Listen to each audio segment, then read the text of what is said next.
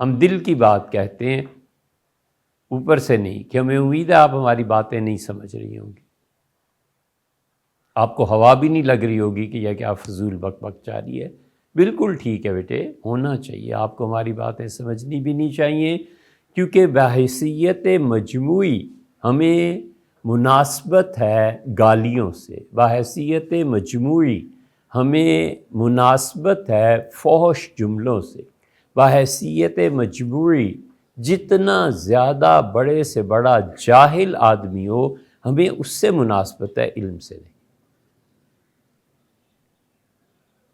آنکھیں کھول کے اگر جیو تو یہ ایک لیڈر ہے آپ کا مروت یا پتہ نہیں اس کا کیا نام ہے، اس نے ایک جملہ کہہ دیا، فحش جملہ، بے حیائی کی بات، ساری قوم نے اسے کیسے قبول کر لیا، جیسے صدیوں سے یہ زمین پیاسی تھی اور اچانک ایک دھانا کھلا اور زمین نے پانی کو دیکھتے ہی دیکھتے ایسا جذب کر لیا جیسے اصل چیز یہی ہے۔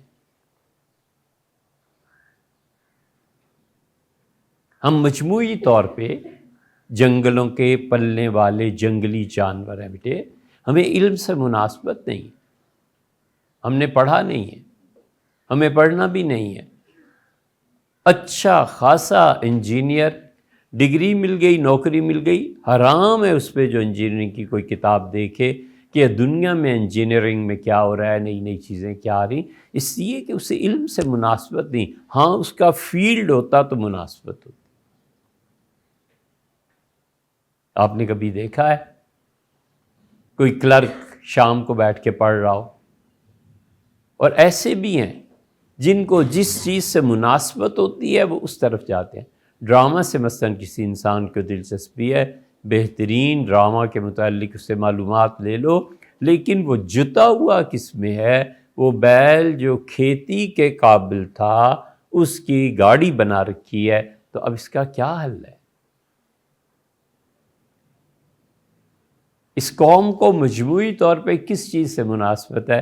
ابھی آپ کو پچھلی واقعات کیا سنائیں بیٹے، آپ اپنی اس میڈیا میں دیکھتے ہیں نا، وہ ایک ہے ان پڑھ اور جاہل سعد رضوی، اس نے اس دن کسی لڑکے کی شرٹ پہ دستخط کر دیے۔ اوفو، اس شرٹ پہ دستخط کیا ہوئے، لوگ ٹوٹ پڑے کہ یہ شرٹ ہمیں دے دو۔ ایک کہتا ہے یہ لو گاڑی کی چابی اور مجھے اپنی شرٹ دے دو، دوسرا کہتا ہے میں 2 گاڑیوں کی چابی دیتا ہوں، یہ شرٹ مجھے دے دو۔ اس ایک شرٹ کی پرائس 1 کروڑ روپے لگی کہ 1 کروڑ روپیہ لے لے یار، یہ دے دے۔ یہ کیا ہے؟ یہ کیا ہے؟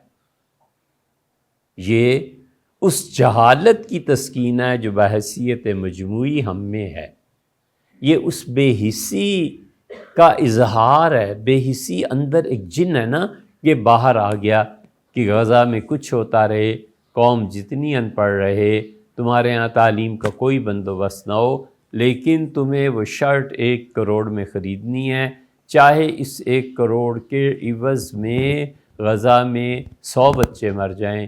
عمرہ ضرور کرنے اس سال جانا ہے، اور میں 25 سال سے عمرہ کر رہا ہوں، اور شرم کا مقام ہے تم 25 سال سے جو عمرہ کر رہے ہو، تمہاری اپنی گلی اور اپنے محلے میں اور تمہارے اپنے خاندان میں لوگ بھوک سے مر رہے ہیں، اور تمہیں عمرہ اور حج ہر سال فخر سے جوتا ہاتھ میں لے لے آدمی اور سر پہ ایک بال نہ رہنے دے۔ یہ بیٹے بڑے گناہ ہیں جنہیں ہم چھوٹی چھوٹی نیکیوں سے ڈھانپنے کی کوشش کر رہے ہیں۔ یہ مجموعی جرم ہے۔ آپ امید ہے نہیں سمجھی ہوں گی، اور امید ہے آپ شکر کریں گی کہیں یہ جان چھٹے۔ حال ہمارا بھی یہی ہے، کیونکہ ہم بھی جانتے ہیں بیٹے ہماری باتیں نہیں سمجھ میں آتی، تو 13 منٹ اور ٹھہر جاؤ، سن لو جو بھی بک بک ہے۔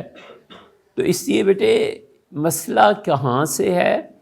وہ یہ ہے کہ تہذیب کے ادوار سے، علم کے ادوار سے سینکڑوں سال گزرتے ہیں، پھر علمی ذوق پیدا ہوتا ہے، پھر علم کا احساس پیدا ہوتا ہے، پھر قدروں کا احساس پیدا ہوتا ہے جب تہذیب کئی مرتبہ جنم لیتی ہے تو آہستہ آہستہ آہستہ آہستہ لوگ آگے بڑھتے ہیں۔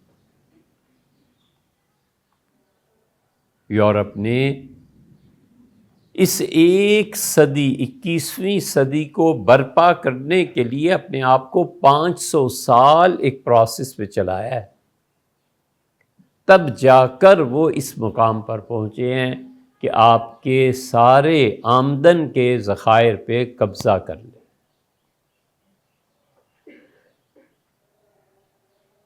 ایسے نہیں ہو جاتا۔ یورپ نے، امریکہ نے کئی 100 برس لگا کر اس نتیجے کو حاصل کیا ہے کہ آپ کی جتنی قوت ہے، طاقت ہے، ان کے منابع کو وہ اپنے تصرف میں لے۔ آپ کے ہاں تیل پیدا ہوتا تھا، ہوتا ہے اب بھی۔ عرب ممالک، یہ محمد بن سلمان کا جو پروجیکٹ ہے، یہ سب کی سب چیزیں ایک طرح سے ان کی تیل کی مرہون منت ہیں۔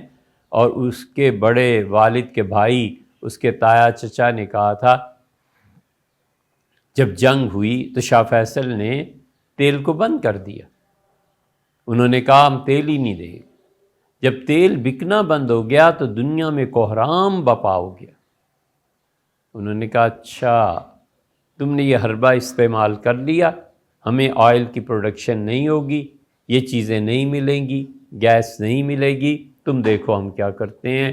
اور 25 برس پچھلی صدی کے، 25 برس اس صدی کے، 50 سالوں میں بچو انہوں نے تیل کے کنووں پہ ہی قبضہ کر لیا کہ تم کون ہوتے ہو ہمیں روکنے والے اور منع کرنے والے۔ ایک تھریٹ آپ نے دی تھی، انہوں نے اس کا جواب اتنا شاندار، اتنا عظیم جواب دیا، ایسا تھپڑ مارا ہے کہ جیسے گوگا پہلوان کے سامنے ایک بچہ گرا پڑا ہو زمین پہ، ایک اس نے تھپڑ مارا ہے اور تڑپ رہا ہے اور اٹھنے کی طاقت نہیں۔